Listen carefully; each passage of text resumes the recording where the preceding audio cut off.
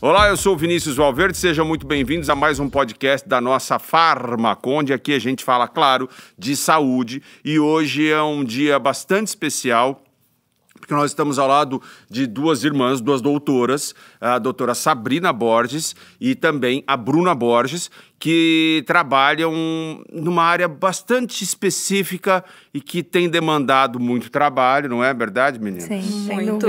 É psicóloga e psiquiatra. E a gente está hoje fazendo um podcast cujo tema principal é o Setembro Amarelo, um mês de conscientização acerca do suicídio. E é um assunto muito delicado. E a gente já aqui nos bastidores estava falando um pouco sobre números. Recentemente, um levantamento apontou mais de 14% de crescimento no número de suicídios, principalmente entre os jovens. E eu tenho, assim, para a gente começar, um pensamento que nunca se teve tanta informação ou acesso à informação, nunca se viajou tanto pelo mundo, não agora em tempos de pandemia, mas por Airbnb, facilidades, e nunca se teve tanta comida no mundo, nunca se teve tantas questões boas para uma juventude que tem acesso a isso tudo, e de repente a gente está vendo aí uma geração meio desesperada, perdida, chegando até ao suicídio. E aí, meninas?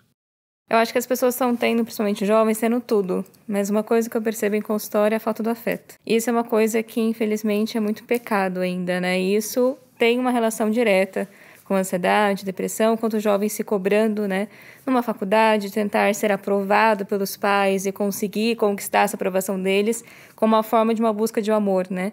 Porque falta muito isso. Se dá muito, se dá uma viagem para Disney, se faz grandes coisas, mas falta a presença, o afeto, o contato, né?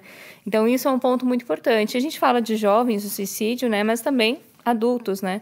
E isso foi algo que a gente viu também até na pandemia, com essa instabilidade tão grande que a gente teve, que gerou muita instabilidade emocional nas pessoas e com uma depressão tão profunda acabam chegando a esse caso. Mas a depressão, o suicídio necessariamente é precedido pela depressão? Não, tem outras doenças que podem levar ao suicídio, tá? A gente tem casos de depressão, casos de ansiedade, pacientes com transtorno bipolar, transtorno borderline.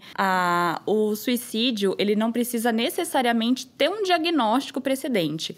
O suicídio, a gente diz que a pessoa, ela chega naquele ponto como é um último ponto que a pessoa chega. É como se ela tivesse tentado tudo na vida dela e aquele é um ponto final.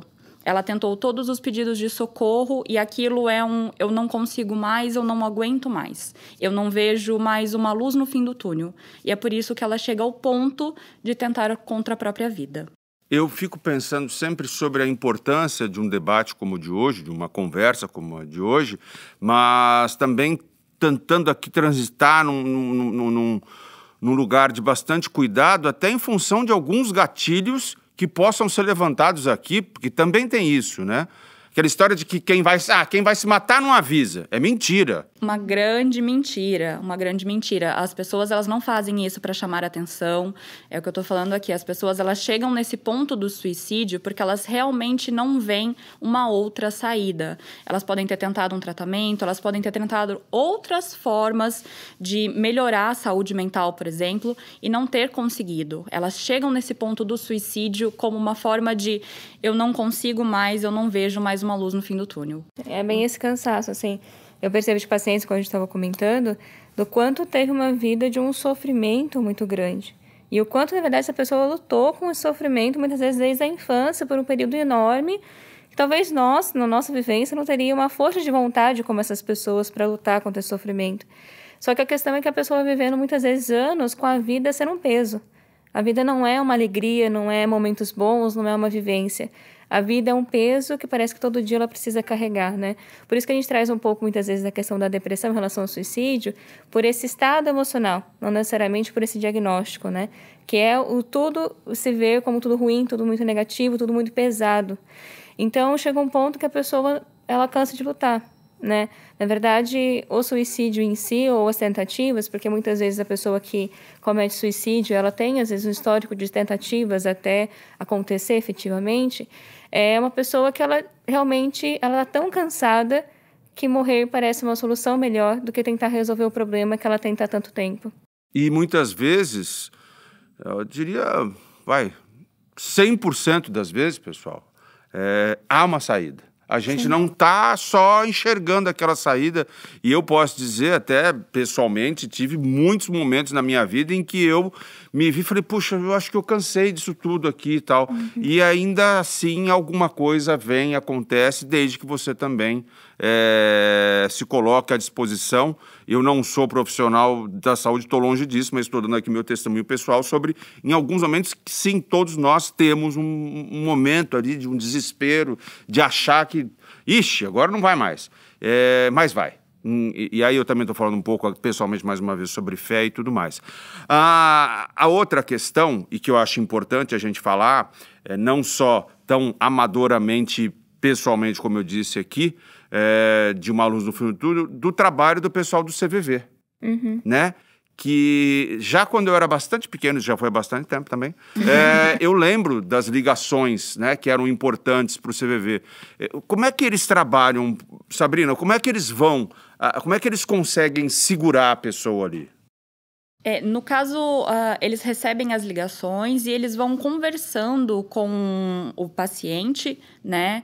Tentam ver qual é o histórico desse paciente, se é um paciente que já faz tratamento, se toma medicação, o que está acontecendo naquele momento.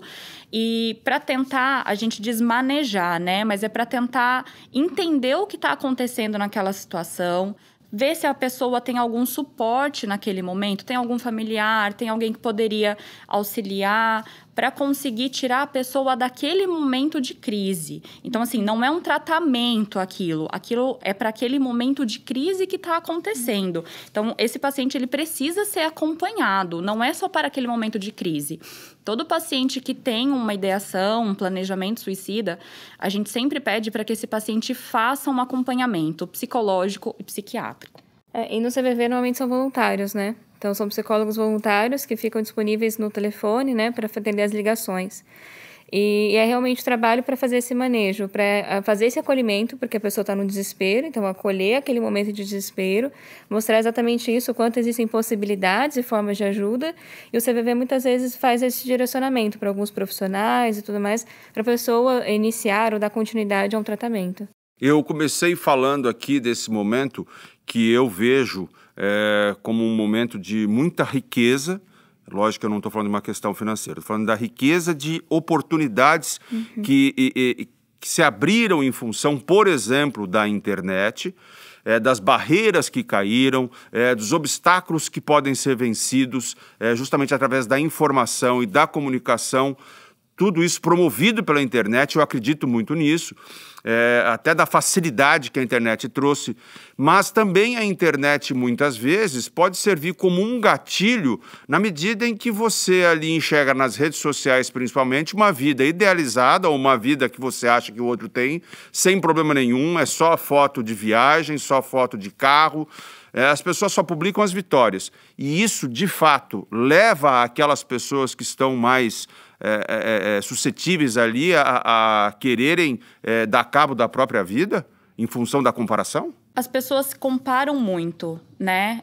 E a gente acaba levando isso por um grande período na nossa vida.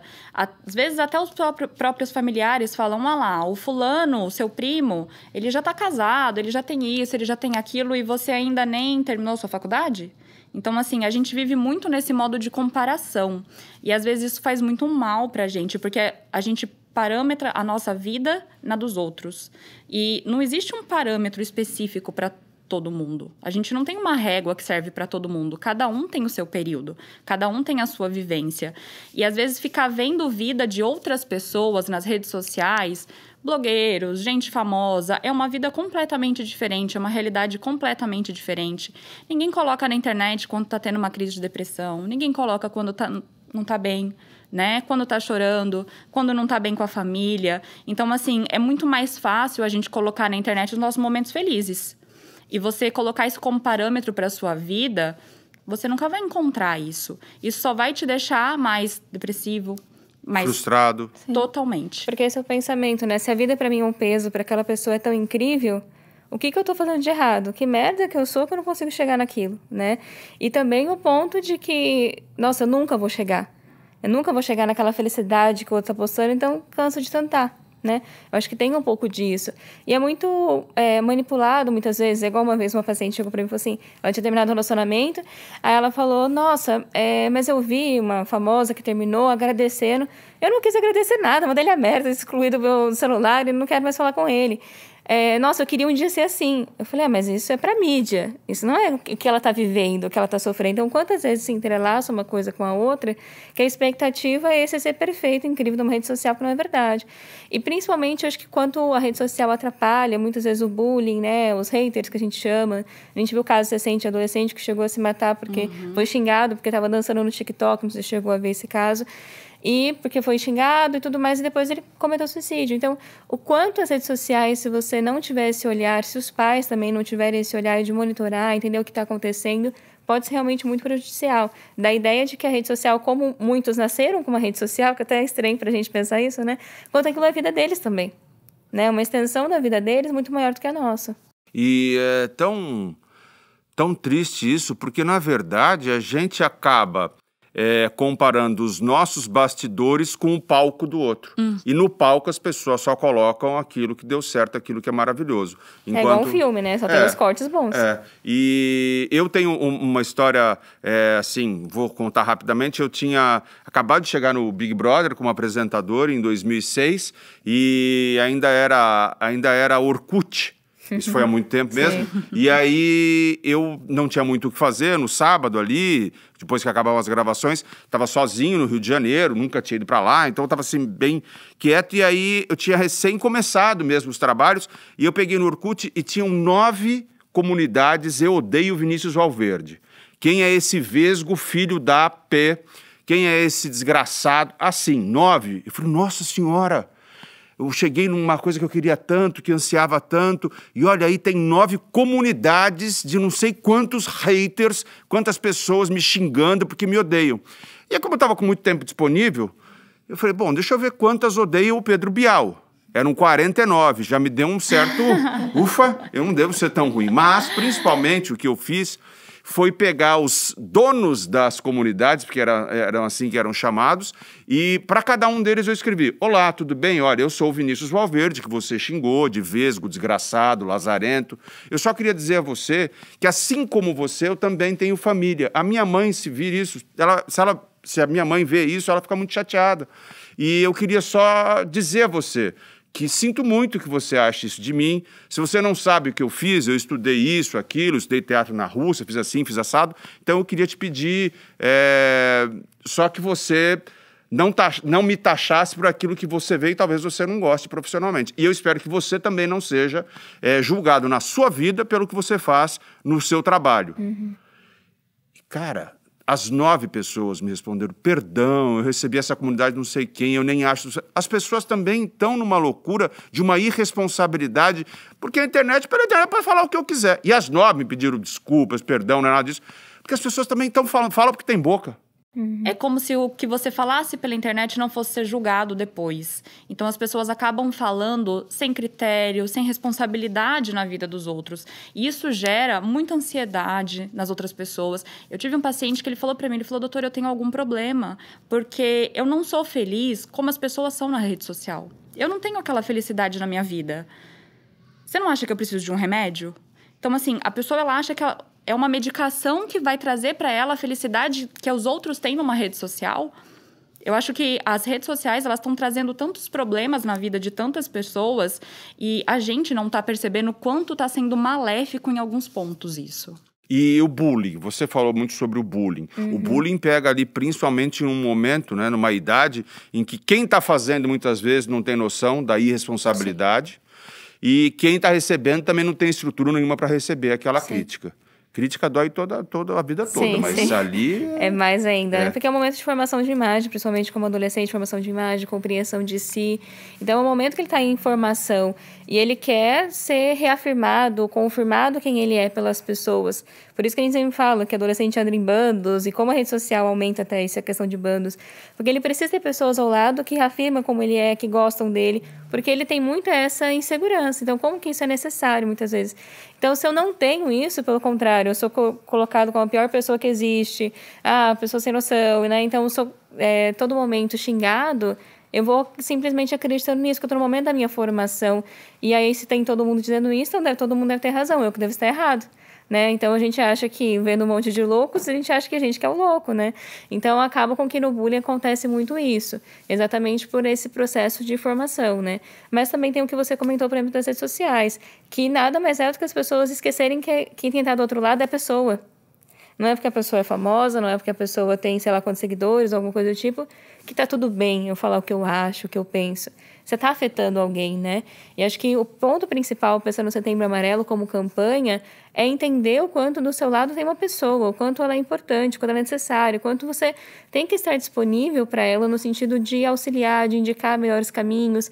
A gente traz essa conscientização do Setembro Amarelo exatamente para que as pessoas saibam como fazer, como realizar, se encontrar um caso de amigo, algum familiar nesse sentido, para que a pessoa pare de minimizar a dor do outro, que é a coisa mais frequente que existe, né? Não minimizar, pelo contrário, acolher, porque aí tem a empatia, tem o perceber. A pessoa também que está sofrendo esse tipo de agressão, ou que está percebendo aquilo como uma agressão, também ter um momento ali, até através do acolhimento, ou de uma conversa, ou de consultas com profissionais como vocês, e entender que aquele momento talvez não seja daquela maneira que ele está interpretando, né? Tem algumas frases da internet também que eu acho bacanas, como, por exemplo, a vida não é exatamente o que acontece com você, mas como você reage ao que acontece a você. Isso eu acho importante como um pontapé inicial ali. Olha, isso está acontecendo comigo dessa maneira, mas vai ser daquele jeito. Voltando a uma passagem pessoal, eu sou deficiente físico, não tenho um olho, às vezes fico vesgo, e tantas vezes escreveram para mim, esse vesgo, o que esse cara está fazendo na televisão, esse vesgo, esse gordo. É lógico que dói. E para uma dessas pessoas, eu tive a oportunidade de escrever o seguinte: você acha que as pessoas que estão expostas na TV, na internet, que são famosas, se tornam grandes estrelas e têm aquele comportamento ridículo de estrela, de estrelismo, porque são muito elogiadas? Imagine o caminho contrário, recebendo tantas críticas duras, o que pode acontecer com elas. Imagina se eu levasse a sério tudo que você está falando sobre mim, e é uma menina, pelo amor de Deus, não sei. Mas as pessoas realmente, de novo, têm uma irresponsabilidade, e dói pra caramba, né? Eu queria, então, já que a gente está falando sobre alguns processos que podem levar a pessoa a ter o ato final e tão triste do suicídio, hoje, nosso podcast trata justamente da conscientização sobre o suicídio. Falamos aqui de causas, de momentos de comparação e tudo. Falar um pouco de um caminho de saída, né?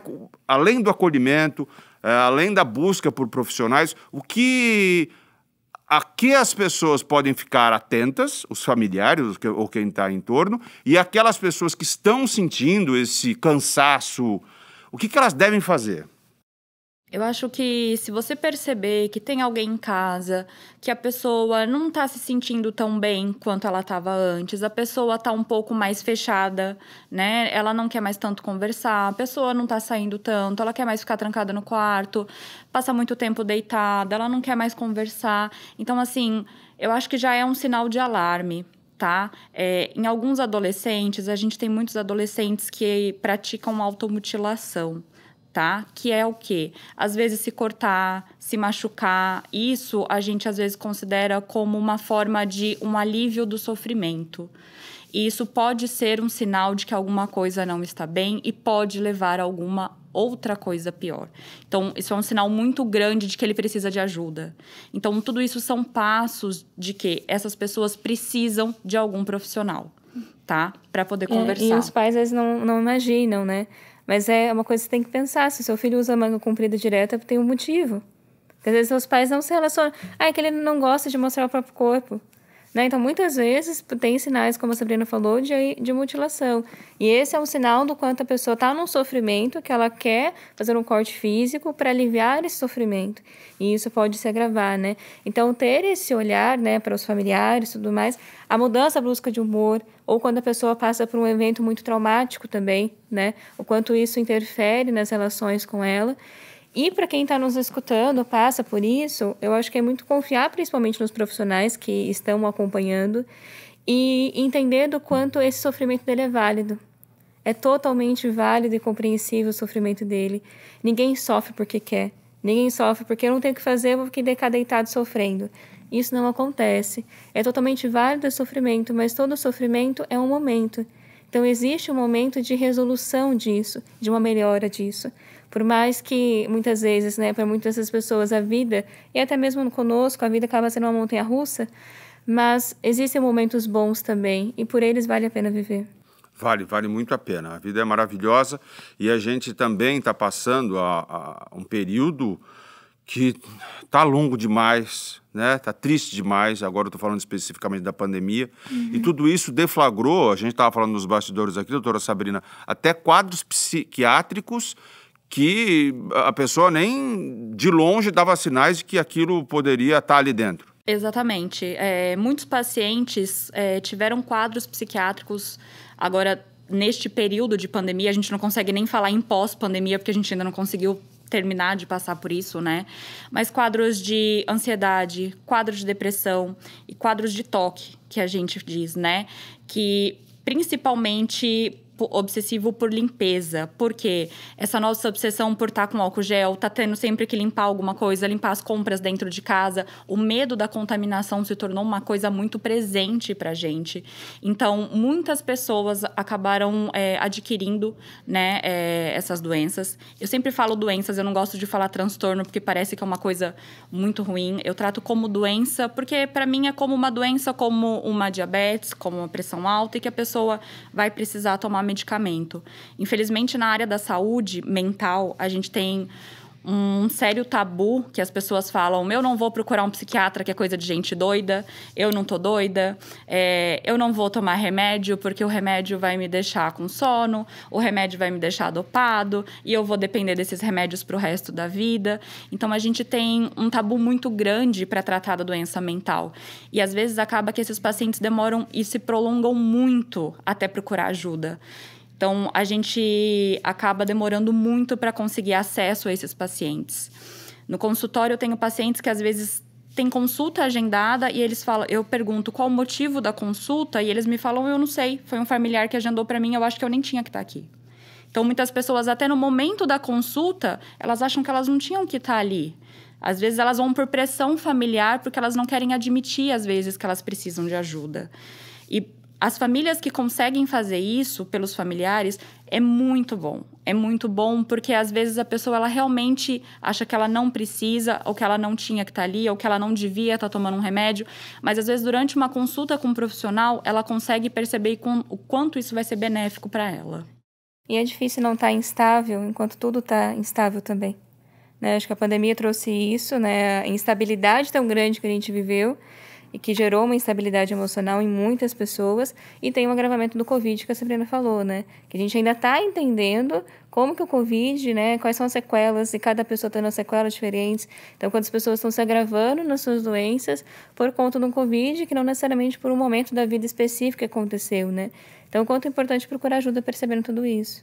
E uma outra questão que a gente tem que abordar aqui nesse momento em relação às pessoas das minorias, das chamadas minorias, né? Eu estou falando, então, das pessoas que passam por preconceito, por fazerem parte de algum grupo que é um grupo só diferente, ou, enfim, que não seja necessariamente minoria. A gente está falando de um país que é o país que tem a maior população negra fora do continente africano e que é um país extremamente racista. Né? Aí tem racismo estrutural, entre outras coisas. As pessoas que fazem parte de grupos e que são ali atacados, achincalhados, né? A homofobia no Brasil existe de maneira desenfreada. É o país que mais em que mais se matam pessoas LGBTQIA+, eu nem sei dizer tudo isso, mas enfim, tudo isso que as pessoas são mortas pelo que elas são, ou são atacadas pelo que elas são. Como é que pode isso? O que eu tenho que ver com o que a pessoa faz ou deixa de fazer na vida dela, íntima ou não, enfim? O que eu tenho que ver com isso? Isso tudo também acomete demais pessoas que entendem ali que acabou para elas. Sim. Sim, as pessoas elas acabam levando... a gente volta também, igual naquele ódio, né, que as pessoas proliferam na internet. Elas acabam levando também tudo isso o racismo, o preconceito... o preconceito para as pessoas que também possuem HIV também é muito grande, tá? Xenofobia também contra os estrangeiros, né? Tudo isso. Então, as pessoas elas acabam tendo toda essa carga emocional em cima delas. E tudo isso é muito difícil da gente carregar durante uma vida toda. E você ser apontado, às vezes, na rua, saber que as pessoas podem estar rindo de você, ou você está sendo apontado como, por exemplo, você pode estar roubando alguma coisa de um mercado, você está tendo que se justificar a todo momento, né? Pensa você carregar isso por uma vida toda. É uma coisa, é um cargo emocional muito grande. Então, essas pessoas, elas precisam ser acompanhadas, sim. Eu acho que é muito justo. E a nossa sociedade, ela não é justa nesse ponto. Não, de jeito nenhum. Eu tenho um grande amigo que eu adoro, admiro, acho um super trabalhador, um talento incrível, e que uma vez ele pegou a bolsa de uma amiga nossa para levar para o carro. Corre, corre. Você tá louco? Eu vou correr com uma bolsa na mão? Eu sou negro, eu não posso. Oi? Como assim? Que loucura, que é isso? Sim. Acho que ia começar a chover, ou enfim. Vamos rápido. Não, eu não posso correr com bolsa na mão. São coisas que a gente... Nem imagina. A gente não percebe, né? Que no nosso dia a dia não faz o menor sentido. E aí a gente entende o quão privilegiado a gente é. O meu cunhado é negro e ele saiu com um carro que eu tinha comprado, e era um carro, enfim, super bacana, e era um frio danado, e ele saiu com o carro para dar uma volta e voltou com os vidros abertos. Eu falei, por que você veio de vidro aberto com esse frio? Ele falou, você é louco, rapaz, um negão com um carro desse? Que isso, cara? Como é que pode? Como machuca isso? Enquanto essas pessoas têm dificuldade de procurar ajuda, com medo de também não receberem o acolhimento dessas dores delas, né? Tanto que cada vez mais, não sei se você sabe, dentro da psicologia tem um estudo voltado, uma terapia especializada para LGBTQI+. Então, de profissionais estão se especializando para compreender melhor essa dor. Então, em cada um desses setores, e muitas vezes acaba não sendo, tendo um favorecimento financeiro de pagar um bom atendimento, e isso acaba muitas vezes dificultando para o nosso sistema que não tem muito auxílio. Então, quem está escutando, às vezes, também não... Nossa, adoraria procurar um profissional, não tem como. Existem muitos profissionais que fazem valor social para não necessariamente precisar do sistema público, né? Às vezes a fila é muito grande. Então, como existem esses profissionais e outros centros, né? Eu queria até citar aqui, fugindo um pouquinho do seu questionamento, mas o Vitaleri, não sei se você o conhece. Para quem é daqui do estado de São Paulo, eu indico muito, acompanho o trabalho deles, que é exatamente para acompanhamento de jovens que fizeram alguma tentativa de suicídio e também de pais, que também é um momento de grande sofrimento, tendo luto. Então, pais que perderam os filhos por suicídio entendem a campanha, mas o quanto isso também é doloroso, relembrar e retomar tudo isso nesse momento. E lá eles fazem o atendimento exatamente dos pais. Vamos colocar direitinho isso aí na tela para quem está nos assistindo e também repetir qual é... Vitaleri. Como? Vitaleri. Vitaleri. Isso, eles ficam na cidade de São Paulo, mas eles têm um acolhimento como estado como um todo e fazem atendimentos para jovens e também para os pais. E aí eles fazem grupo de pais que perderam os filhos por suicídio. Porque isso é muito importante a gente pensar, né? A gente fala bastante do quanto a pessoa que tem essa ideação, ela quer acabar com o sofrimento, mas entender também o quanto ela vai estar perdendo com tudo isso. E o quanto isso vai fazer sofrer quem está do lado, né? Então, os pais ali exatamente partilham desse sofrimento e os jovens se colocam ali de fundo para escutar, para que eles possam entender como que vai ser dolorido para quem estava perto perdê-los também. Não há ganho nesse momento. Não. A gente tem certeza que aquela pessoa que chega a esse ponto, ela tem que ser acolhida, como nós falamos aqui, tem que ter atenção. É, como você disse também, doutora, uma doença que demanda tratamento e que tem tratamento, isso é muito importante. Passar por cima de todos os preconceitos que a gente falou aqui, tanto do preconceito de você conceber que a vida do outro é melhor do que a sua, de você conceber que você seja inferior a quem quer que seja por qualquer comparação, que você não perceba que essa doença pela qual você está passando aflige muitas pessoas e que tem saída, tem cuidado, você não está sozinho, e que você pode sim sair dessa situação. Acredite nisso, e tudo vai dar certo, mesmo vai dar certo. Às vezes o certo não é aquilo que a gente espera que dê certo. Sim. O certo é só o certo, que vai acontecer de outra maneira, e a vida também é cheia de surpresas maravilhosas. Eu não tenho nem como agradecê-las por esse momento. Obrigado mesmo, doutora Bruna e doutora Sabrina, por terem vindo aqui. E a gente se encontra tantas vezes quantas vocês quiserem. Sigam-nos pelas nossas redes sociais, compartilhem, vamos bater papo, que falando, se informando, acolhendo, percebendo o outro, vai dar tudo certo, né? Sim, e eu agradeço o convite, é uma alegria estar aqui novamente. O que precisar, eu acho que é importante mais a gente falar cada vez mais sobre saúde mental, seja no âmbito da psicologia, da psiquiatria, e como é importante esse trabalho que vocês estão fazendo aqui e necessário, porque é um trabalho com responsabilidade. Muitas pessoas querem falar sobre Setembro Amarelo, simplesmente saindo falando, né? Mas é importante ter essa responsabilidade em falar sobre isso, e fico feliz em poder estar aqui e contribuir. Obrigado, Bruna, obrigado. Sabrina. Muito obrigada pelo convite. Queria me colocar à disposição a quem tiver dúvidas, quem quiser me procurar.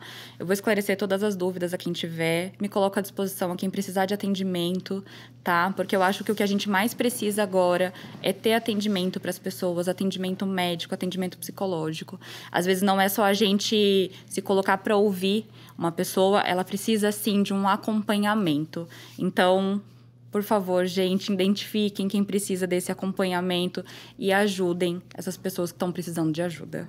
A pandemia também trouxe alguma coisa de bom, é isso, né?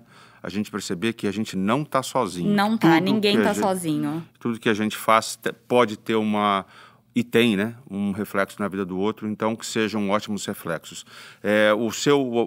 O canal para entrar em contato com você, doutora Sabrina? @doutora Sabrina Borges. @doutora Sabrina Borges, né? DRA. Isso. É DRA ou doutora? DRA Sabrina Borges. Tá bom, ok. Bruna, o seu também qual é? brunaborges.psico. Ok. Obrigado, meninas, mais uma vez. Muito obrigada. Obrigado a vocês que nos assistem, nos ouvem. Fiquem com Deus. Vamos junto. Um beijo enorme. Valeu!